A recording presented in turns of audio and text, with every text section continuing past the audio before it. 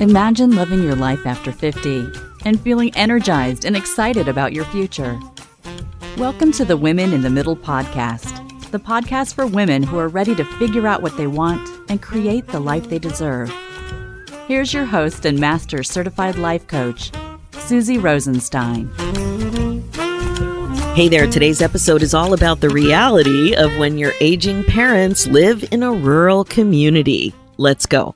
Welcome back to the podcast Women in the Middle. I'm your host, Susie Rosenstein, your master certified coach and midlife mentor, and I am so glad to be here with you again for this week's episode. Today we're talking about the reality, what is really going on when your aging parents not only don't live close to you, but also live in the middle of nowhere in a rural community. My guest today does an amazing job of explaining the details, and I must say, you just might be a little surprised about what's going on in this type of a situation. It will help you think through some of the challenges that may also be going on in your life if you're also caring for aging parents. Lots of good stuff and a funny story or two coming your way. But just quick, before we dive in, I have a question for you. Did you know that midlife transformation coaching is the fastest way to rediscover joy and purpose after 50? Here's the thing. You can fear the future or shape it. Which will you choose? Is this you? You started to notice that you're really afraid that time is slipping away while you wait for clarity on what truly matters to you? Maybe you feel the pull to do something meaningful but aren't sure what that is, or worse, you might worry that even if you do figure it out, you're never going to follow through. Here's the truth. You can stay where you are, stuck in the same cycle year after year, feeling uncertain and afraid of what's ahead, or you can take control and make the second half of your life the most fulfilling, exciting, and intentional years yet. If you're ready to stop waiting and start living, then the Women in the Middle Academy is exactly where you need to be. It's perfect for you when you're ready to find clarity, confidence, and joy in midlife without wasting any more time feeling stuck. So, what do you think? What if your next chapter could be the most exciting, fulfilling, and purposeful one yet? Purposeful. You don't have to settle for feeling stuck, overwhelmed, or running out of time. The Women in the Middle Academy is your path to getting unstuck, gaining clarity, and stepping into the life that you've always wanted. How about that? It's totally time to stop waiting for the right moment and start creating the excitement, joy, and fulfillment that you're craving. I know how that feels. That was me for 5 years. I would love to be able to help you get unstuck, happier, and more fulfilled than you've been in ages. So go ahead and book your free, no obligation momentum call at www.talktosusie.com, and we'll talk about what this could mean for you. Okay, now let me tell you about my amazing guest, Renee Schulte. She was originally my guest in my second podcast, The Women in the Middle Entrepreneurs. But I wanted to share this episode with you here as well because I know you're going to love it, and it fits in so well with the theme of this podcast, Women in the Middle Loving Life After 50. It's really about figuring all that stuff out. You'll hear about caring for aging parents in a rural situation while you're working and also trying to take care of your own health. Renee has over 20 years of leadership experience in the mental health field at the national, state, and provider levels. Because of her work in both the public and private sectors, she has a distinct understanding of the complexities in delivering quality healthcare to all, especially rural and remote communities. Renee is nationally recognized for her expertise in behavioral health policy, system design, policy and financial analysis, and strategic consulting. As a licensed mental health therapist, Renee has spent time working at many levels of care, including psychiatric hospital, child welfare, and therapeutic foster care. As a legislator, she spearheaded the passage of mental health redesign in Iowa. Merging these two perspectives, she began Schulte Consulting, LLC in 2012 and Rural Policy Partners in 2022. Today, Renee will be sharing a personal part of her life, having aging parents and being a full-time healthcare consultant. Renee is definitely a woman in the middle entrepreneur who's leading difficult conversations to destigmatize behavioral and mental health. And quite frankly, I can't imagine a more perfect person to talk about the reality of caring for aging parents who live in a rural setting, and in Renee's situation, a frontier setting. Now, without further ado, please enjoy this episode.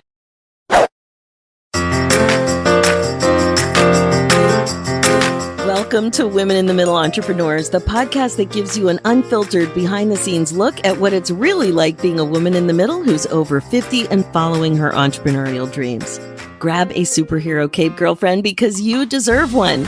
I'm your host, Master Certified Life Coach and Midlife Mentor, Susie Rosenstein, and I am excited to inspire you with interviews that feature all of this midlife amazingness. Let's go.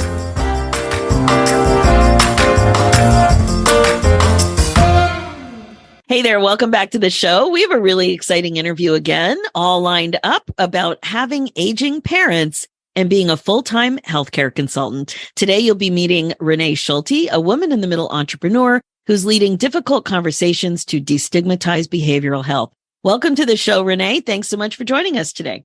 Thanks, Susie. I'm so excited for this conversation.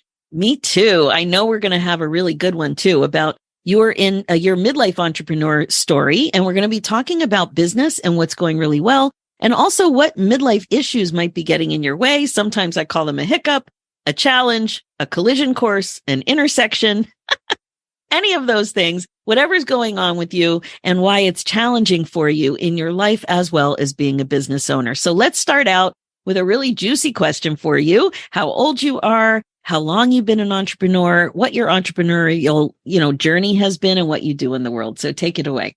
Yeah, so I'm 52 years old. I live in Urbandale, Iowa, which is outside Des Moines, Iowa in America. And I have been working as a healthcare consultant now for over 12 years. I was a mental health therapist for a very long time, and that sort of set everything up, and then was recruited to run for political office. And so I have a stint in the public eye as a state legislator in Iowa.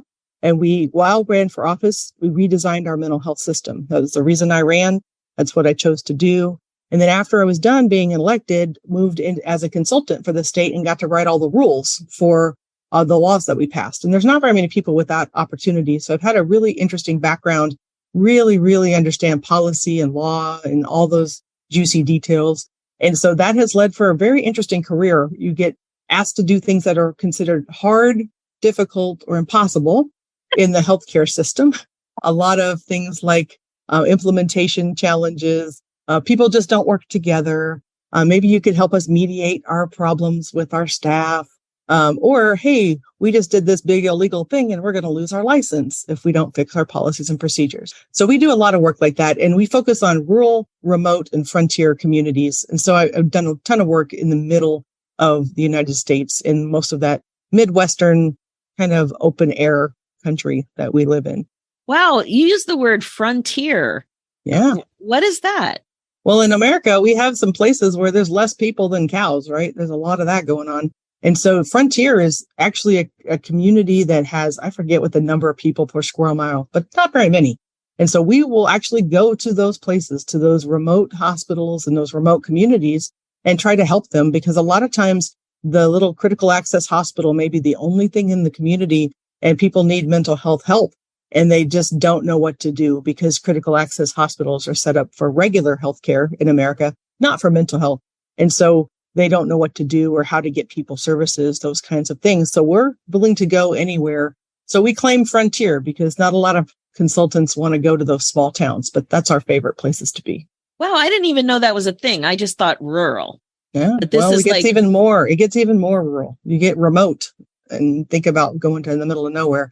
And America, a lot of people think of the coasts. And so a lot of consultants are on the coasts. And one of the big things we have found is we call them coastal consultants out of love, but they come to the heartland and try to tell us what to do.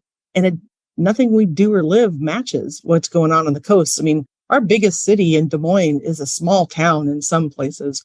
And so, it's not what people think the Midwest is. And so when you get a coastal consultant coming, telling us what's going to work in New Orleans, New York, Seattle, that's all great, but we don't have, for one, transportation to get anywhere. That's not what's available in the middle of the United States. And so, there's just 1,000 things like that. So we've decided to raise up some really smart people, created a company that's called Rural Policy Partners, and have some young up and coming people from the Midwest who specialize in rural that can help us work and be really good at what we do. And it's been a lot of fun. This is fascinating. Renee, I didn't know. I didn't really appreciate this until you said frontier. And I don't think I've ever heard the word frontier in an interview.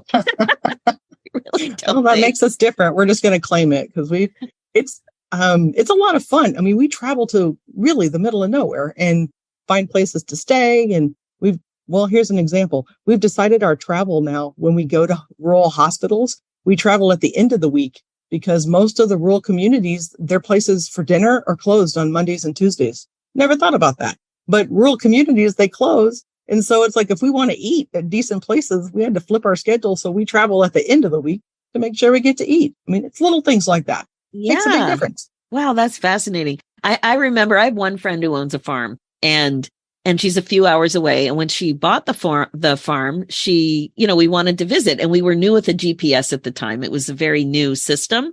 And we were in shock that when you put on the dirt road setting, that we actually got to her mailbox post, that the system actually worked. Because really, you think about it, it's very hard to go 10 miles past the red barn and take a right at the oak tree at night. I mean, there's no way we could have found it. Yes. Wow. So you really are helping people in the middle of nowhere. And as you mentioned, mental health is already underserved. Right. And in the rural communities, it's even more so. So you've got to be really creative with your strategies about, who can help? What does that look like? And we have lots and lots of support groups across the country, or like in the little church basement, or they might be the hairdresser might be the place to go because that's where they know what to do. And they have all that small town gossip and can get people connected. And so we really have to be a lot more challenged in how you think about it, because it's just not the same. That you just don't have what you have available in a city out in some of those rural areas. And I'm sure that's the same where you are too. Some of your rural communities are going to be a long way from any kind of services. And a lot of folks don't think about it. Yeah. Yeah. And even in a city, it's confusing to know how to get support. Very challenging. Okay. So as if your job wasn't challenging enough, I know that you're also challenged with having aging parents. So tell me how that is showing up for you as you're trying to run your business. Yeah. So this has been a newer challenge in my life the past couple of years. My parents are 6 hours away from where I live. We have 4 children and 4 siblings, and none of us live near my parents. And that's a new thing I'm Generation X, and our generation is one of those big generations that moved away from home. And so as my parents started to age, they just expected that all the help would come from their children, but none of their children lived there. That became problem number 1. And then number 2 is I'm the oldest, so I got power of attorney. I guess luck of the draw, not really sure. And that puts me in a spot of assisting and helping with decisions and things of that nature. But I'm not anywhere close. And I have a job that's growing and thriving where I am. And yes, I can do work that's remote and I can move, but I still have to be professional and still have to be, able to work. And my family doesn't get that, right? I have siblings that have maybe the more 9-to-5 type job with an office. So they think, well, you work for yourself, so you should be flexible to take mom to her appointment or whatever. And just for people's reference, for me to take my mom to her neurology appointment, it's 6 hours to my parents' house, another 3 hours to her neurologist. And so the expectation was that I would pick them up and take them to the neurologist. That is an 18-hour round trip. And you're just supposed to somehow slide that in during the work week, because that's when neurologists are available. And you're just supposed to give up whatever you're doing for work to make sure so-and-so makes it to an appointment. And they have to be seen annually in order for them to get their medications. And my father shouldn't be driving my mother to those appointments. And so, you're looking for options. And that's just one, probably 1,000 examples. But inconvenient is to say at the least. But there's a lot of just super big challenges. And people just expect, because you work for yourself as an entrepreneur, hey, you could just take that time. You're flexible. You can work around it. And it's not always the case. Yeah. Yeah. That is quite an example. When you really think about it, it is an 18-hour thing, which means how many days would you realistically need to take off to make that appointment? For just one appointment, you're about 3 days, because you would want to be there the night before, pick them up and take them early in the morning and then bring them back and deal with whatever after effects there are, because there's often medication changes or whatever. And then you're staying a second night for sure, and then potentially driving a third day back. And so, you're trying to partner that up. So what that looks like in reality is like trying to putting things together in bundles. So for an example, here in August, I'll be speaking at an event that's 45 minutes away from my parents' house. So I had to bundle a neurology appointment that week. So I have 2 days at a conference where I'm a keynote speaker, and then turn it into the following day being the transportation Uber driver for my parents to get to an appointment, because they have to get there once a year. And so I try to do things like that, but it's certainly far from convenient. And hopefully there's nothing else I needed to do that day. But at this point, that's going to be what it is. Those are the kind of things we're talking about. Wow, that's interesting. And this is a planned thing, let alone a crisis. Oh, right. Yeah. So from that perspective, I live with parents that don't want to think about aging. They've made their final resting place plans, but between here and there is a complete mystery. And so some of that has been helpful, but some of it's not. And they really don't understand my need to plan things out, because they just think I can just drop everything, or that some other sibling's going to just drop everything. And nobody lives in that world where we could just pick up and drop off. So we're in the process of trying to do exactly that, try to figure out, well, what would a crisis plan be? My parents fancy themselves as aging at home, which is what they want to do, but the home isn't conducive for that. And so it's going to take one fall, one break of some kind, and it's over. And so I absolutely am expecting that crisis will be probably the piece that makes it move forward, not because that's what I want or because of the conversations we've attempted to have, but because that's what my parents are insisting upon at this point. And to be fair, it isn't fair. It's far from fair, because how does that work for somebody like myself or others that need to plan in advance? It just doesn't. It's not a realistic expectation. It's interesting too, because I'm sure you're in the healthcare space. And while people have the mind to make decisions for themselves, right? You want to honor that. And there's all these other implications. Like if they were completely self-reliant, that's one thing. Yeah. Right. How are you wrestling with that? You said that they don't even want to talk about it. So what's that like? So far this past year, we've made 3 or 4 trips over, and I would love to say my parents are super clean and have a great home, but there's some other issues involved in that with some hoarding and some different things. So I've spent a ton of time cleaning and just trying to serve in a way to build trust that they might be able to talk about this stuff more. And so we're about a year in, but the more we do that, the more they want to talk some. So we're still hoping for being able to plan more. We want to try to help them get a trust to put their financial house in order. None of that's the case. And so that, I don't even know where the important documents are at this point. And so trying to just say, hey, that's not feasible, right? And try to see what can we do? How much could we prep in advance? And then I'm trying to learn a lot, having never been a caregiver, right? What to do if there is a crisis. And so there's kind of a 2-pronged approach, I guess, toward what we're going to do next.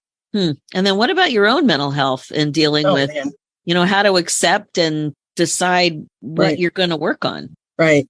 So I learned something. I was at a caregivers conversation not too long ago, and they said that the older parents are looking for independence and comfort.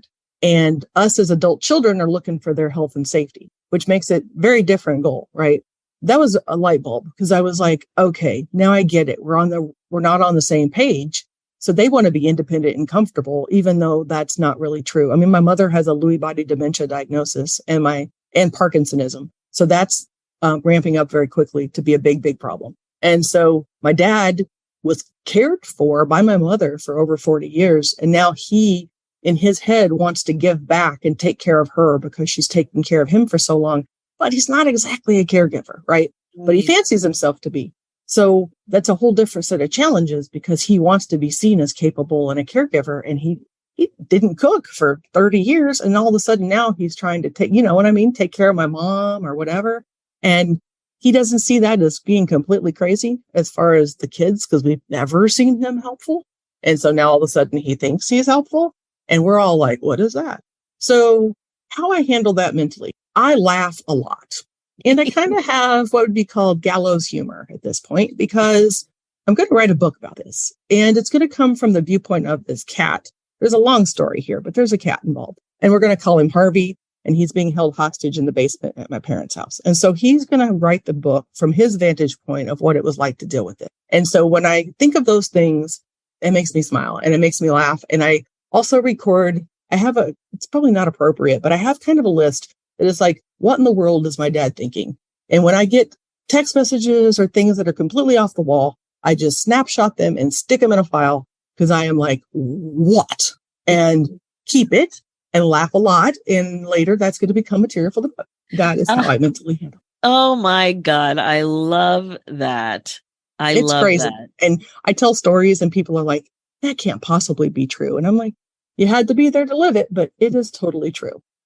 So I'd be happy to share about the hostage cat if you want to know more, because it is quite a story. I actually do. You actually do? Yeah, I do. Yeah. Okay. So a year ago, April, it was 1 year ago, I go to my parents' house and I'm supposed to do my first trip to the neurologist, where I drive the 6 hours, supposed to spend the night, go to the neurologist. I wake up really early the next morning to find out that, open a bunch of text messages on my phone where my dad took his favorite cat to the vet in the middle of the night, woke up my mother 45 minutes away because they're rural to get this cat looked after because he'd been bitten by a dog or something. And my mother, he kept her up till like 4 a.m.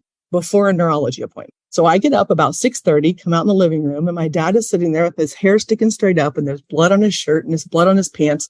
And he's telling me that, and I said, did you take mom to the vet in the middle of the night? And he said, sometimes that's what has to happen around here.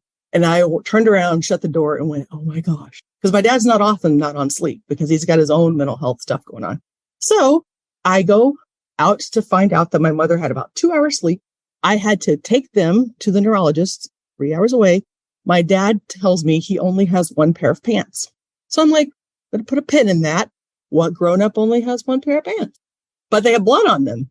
He wears the bloody pants. I get out to the car. There's blood all over the steering wheel cover, on the door. There's cat crap and whatever in the back and some blood.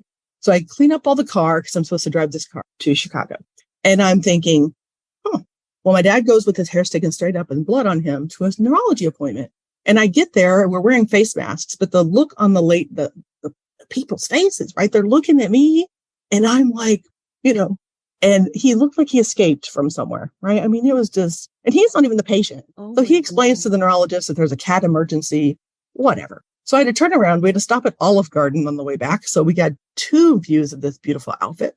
And I learned that my dad got bit by the cat. It was an outdoor cat. So I had to stop at a second hospital on the way back home to get him shots because he got bit by a cat. So we got home that night. We had 2 new meds for mom, 2 new meds for dad, and 2 new meds for the cat. And they couldn't tell them apart. And that's my cat story. That cat now has been moved into the inside of the house and he's held hostage in the basement. And so he's going to write the book about all of this because you cannot make this stuff up. You just can't. And I don't even know what to say, right? We're going to change all the names of the family to hide the innocent. My nieces will help because they're going to help. They have pseudonyms for names. It's a family book now. It's going to be great. Yeah. Yeah. I don't know what to say. I mean, you're right. That's episode 1. There's like a bunch more. The cat's still there and he won't let the cat go. And there's just so many things. But you know, you have to laugh. What do you do? You do have to laugh. There's so many parts to that story. And I'll just mention the last part, just of having confusing meds. Oh yeah. I mean, just that one piece of the story, having one pair of pants, having blood everywhere and having people look at you and have questions and you being concerned about blood, about what happened, about the neurology appointment, about she flunked the neurology appointment. And the doctor said, well, you need sleep. I'm like, yeah, all those things. Right. And so, and he's the caregiver. So you see where we are. And, and I really, I forget what I was doing in my business life. Oh, I was finishing up this massive contract for another state. I had been hired by a state legislature to finish up a state hospital for a state psychiatric hospital. I was finishing up a state psychiatric hospital contract while this was occurring. You got some new material for a clause. Right. I mean, you just can't make it up. And so I'm trying, how do you compartmentalize that, right? You're working to try to like help better a system while you have people that it's not mentally right about what all's going on. And yes, I'm concerned about health and safety because I should be. But, how do you then come back from that and be like, oh, and we're just going to live on our own, independent, and things are great. And so it's just not great. And so it's hard because, if you just say some of the things that I have seen and heard, anybody out there is like, oh, you've got to take over conservatorship and help. But that would be just such a disaster. My dad at this point really believes he's capable and wants to do it. And so he has that agency, right? And so we can't just pull back. And so for me, it's that balance of, okay, I can't fix this for you. If this is what you insist upon, then I have to shift to, okay, so wait till there's a crisis and then what? And I don't want to be 100% caught off guard because I may not have that flexibility in work or life to just pick up and be like, oh, 100% here, you're the caretaker. I don't get to plan that, but I haven't seen my schedule be like that, right? It just has an opening for, several weeks of crisis. I don't think oh my God. It's a thing, right? Well, the thing that I love that you mentioned in passing is that you did reach out to a caregivers group or association or something, right? Yeah. That just made my heart sing for you because you do need support. Absolutely. You need support. And what you get from organizations like that is they've seen it all and they really have your interests at heart. Right. And there's some really awesome people that work in this space. It really is new to me. So I had to start thinking about it from that perspective of this is not something I know.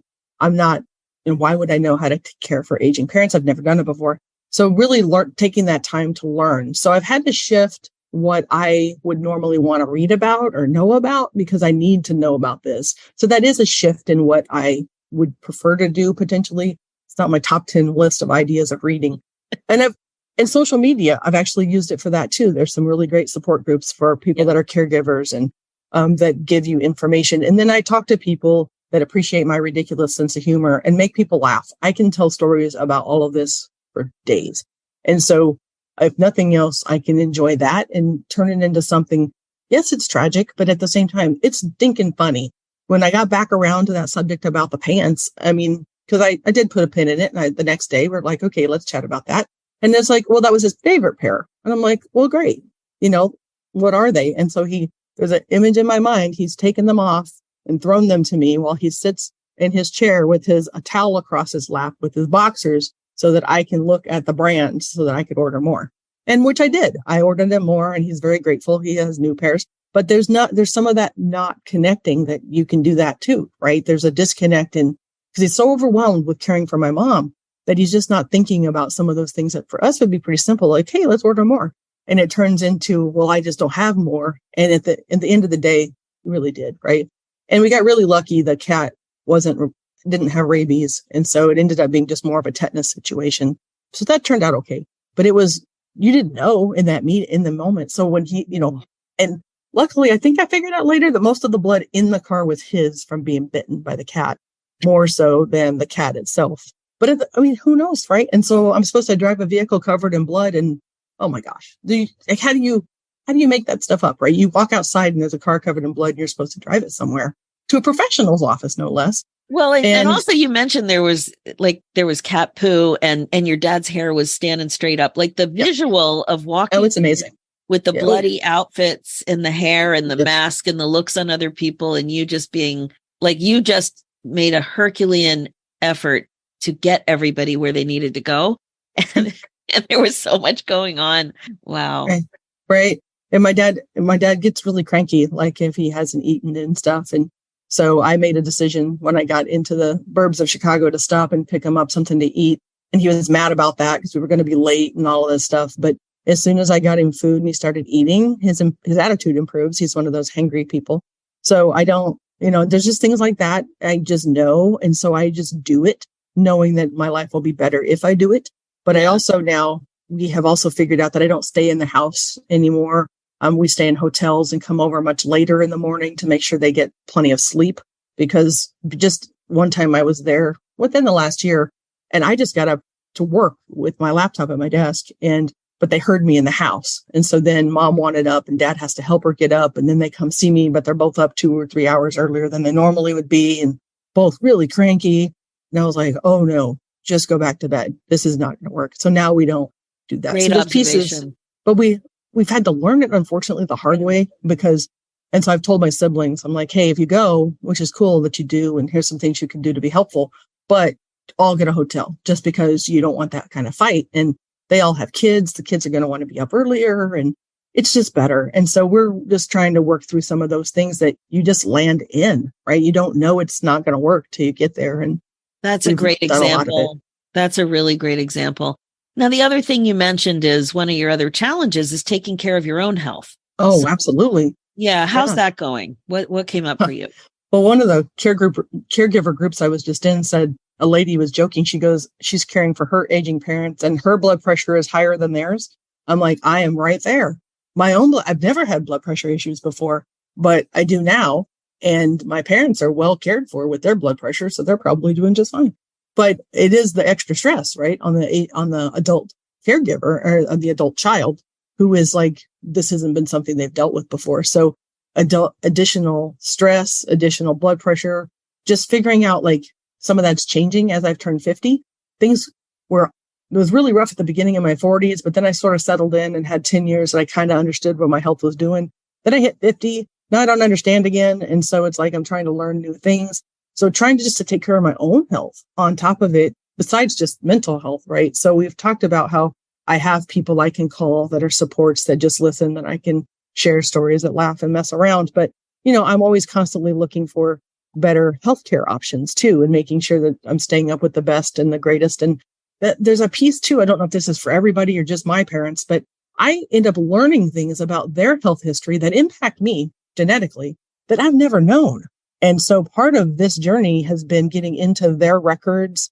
And oh man, don't get me started on how hard it is to get like 2 doctors' sets of medicines the same for my mother, because one will change here and not tell the other, and they change there and not tell the other, and what a mess. But figuring out, I'm like, okay, what is that? And learning, oh, my dad has whatever that I have too, but nobody's ever mentioned it. And so there's a lot of that. So there's some interesting good parts that come out of having to dive into this, is like, I've learned some things, but I'm always like, how the heck did I make it to 52 and not know that? And there's a lot. I'm like, wait, how long have you had that diagnosis? And were you going to tell anybody? Because it's like, you have 4 kids and some of that's genetic. Are we going to have to deal with some of those things too? And yeah, so wow, it's been fascinating. Yeah, it's a lot. Now, I asked in the application what you really want next in your business, and you said you'd really love to be able to move away and work remote. So what does that look like for you? I know you hate winter, so do I. So my father-in-law's family, my father-in-law just passed in December, and he lived near here in Des Moines. So we were close to my in-laws. So that's how I got to here. And so I don't have to be here as far as tethered anymore. So what I'd like to do is figure out, but I have no desire to go move closer to my parents to do all of that full time. That's not it. But I mean, somewhere warmer, because my body feels better. The older I get, warmer, drier air works better for just me and just how I'm created.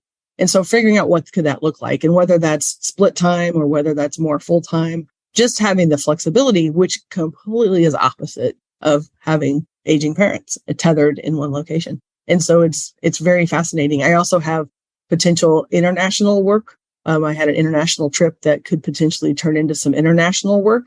But how in the world can my brain think about expanding into that space while needing to care for aging parents? And so that when you talked about the subject matter of being, entrepreneurs in the middle, I'm like, I'm 100% stuck there, because it's like, I want a dream and my business is building and growing because I've had it for a while and we're doing great stuff, but yet you're sort of stuck getting pulled back into responsibilities. And it's not that you don't want to do the responsibilities, but how in the world can you figure out how to do both? Especially if your parents aren't really big on asking for outside help, which is the current situation. That makes it really tough. Yeah, I can totally see that. You're in the middle. That's for sure. In the middle. And I asked also about what surprises you about being over 50 now and an entrepreneur. And you mentioned that you have wisdom. And I love that you said that, because I'm always like, oh, we're not just older, we're older and wiser. So you're feeling wise these days? I don't know so much about that, but I've been around a minute now where I've done a lot of problem solving. And so I can see the end of the tunnel a little clearer than some of our younger colleagues, I guess I should say. And so with building the partnership, what we were working on is bringing on partners that are newer to consulting to kind of help show them the ropes of like all the things. And they don't know how to write a contract or how to bill or how to do those kind of things. And some of that to me now is second nature. So it's not that I feel like I'm super smart, but it is that I have more life experience. And so Yes. for some of that stuff in the workspace, I can help a younger consultant and say, okay, here's how I would structure it, and making sure you don't deal with scope creep and all the stuff that happens where you make no dollars at the end of the day, and making sure you get paid well. And so I have a lot that I can give. And that actually was a surprise. I hadn't thought about it. I had just accumulated that knowledge over time. And by bringing on younger partners, I have been able to kind of extend that to others. And so, yeah. And then I just don't freak out about stuff. I'm pretty even keeled, and I used to freak out a lot more, because given things like the cat episode, right? When that's going on in your life, man, everything else is pretty small. So you're just like, in the big scheme of things, right? Everybody's back home taking the right medication, so we're good. And so you just have to it just changes your perspective, I think, about things that used to matter, not so much. And then other things are much more important. And so I think being able to pass that on to others, I think it's really important. Yeah, that's great. And the other thing that tends to happen, I've seen research about this too, is that one of the things that's super rewarding for older women is being a mentor. And so certainly you're in a bit of that capacity with the way that you're bringing on young people and appreciating what you have to give. That's often what's the word I'm looking for? Awesome. Sorry about that. Little blip. So you are super interesting. Tell us the best way to get a hold of you for your rural policy partner work.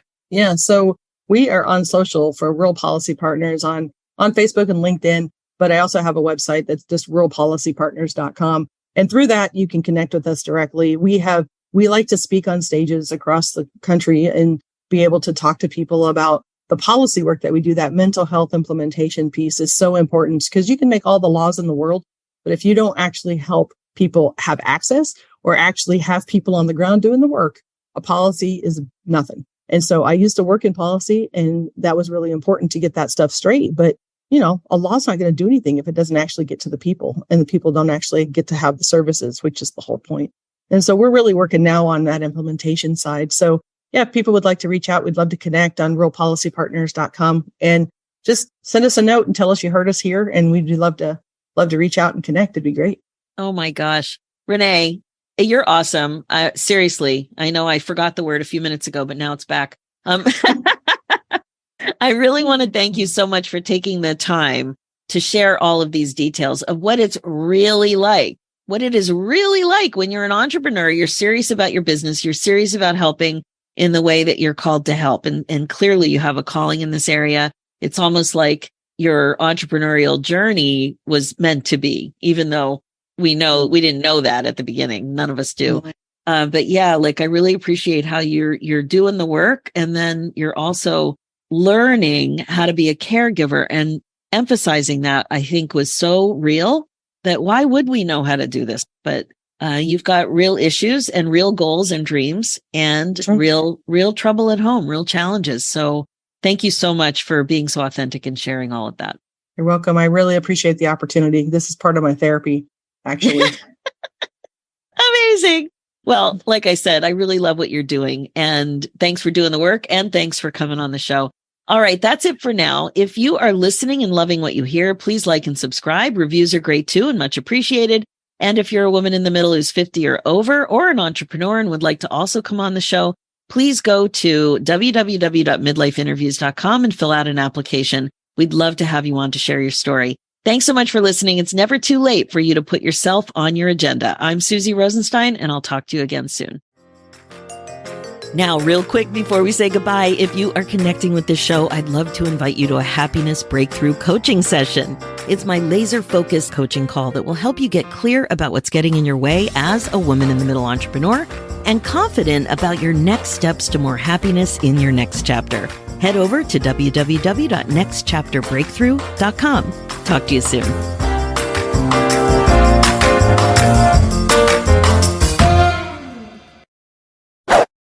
That's it for today's episode. I hope you got a lot out of it, especially if you're supporting your aging parents who live in the middle of nowhere. And now, no matter your situation, I hope you also received the important message about why you have to focus on self-care at all times in midlife, but for sure when it's easy to ignore because times are tough. Now, on a different note, there's one more thing I wanted to share before saying goodbye. Over the last year, I've been networking and collaborating with way more fellow female podcasters than ever before, and it's been such a joy. I just really appreciate the talent, enthusiasm, commitment, and grit that it takes, the energy to create podcasts and do this kind of work consistently. As you know, I always say podcasts are a party in your purse. I wanted to take this opportunity to share a podcast that I've become aware of recently that you might also enjoy. The host's name is Wendy Battles, and she is amazing. When we met, we clicked immediately and quickly discovered how much we had in common. Her show is called Reinvention Rebels. Reinvention Rebels podcast features bold and unapologetic women 50 plus who have transformed their lives in extraordinary ways. Think running marathons at 72, starting a modeling career in your 60s, or launching a national beauty brand in midlife. What do they have in common? They did it scared, took the first step, and unlocked new possibilities. The host, Wendy Battles, is a reinvention rebel herself. She shares inspiring stories which will ignite your courage, build your self-permission muscle, and remind you to bet on yourself as you age. It is never too late to shine brighter and live a life you love. I think you will really enjoy this podcast, so head over to www.reinventionrebels.com or on all your favorite podcast platforms, and you can check it out there. All right, now remember, being the queen of your brain domain is the best way to be. If you want to get unstuck, clear about what you want with the confidence and courage to go after it, then don't waste another minute. Go ahead and book your free insight and momentum call with me and apply for the Women in the Middle Academy. Let's see if coaching together makes sense for you. Head over to www.womeninthemiddleacademy.com. The Women in the Middle podcasts are all about how to love your life again after 50 with more clarity and intention than ever before. And the focus is on coaching you to incorporate mindfulness as a regular practice. This is how you put yourself on your agenda, and it's about time. Finally, for show notes and links, head over to www.susierosenstein.com and click the podcast tab and look for episode 401, where you will find all of the contact links for today's episode. You'll also see links there for my new show, Women in the Middle Entrepreneurs. Thanks so much for listening. It's really time for you to put yourself first, one thought at a time. I'm Susie Rosenstein, and I'll talk to you next week.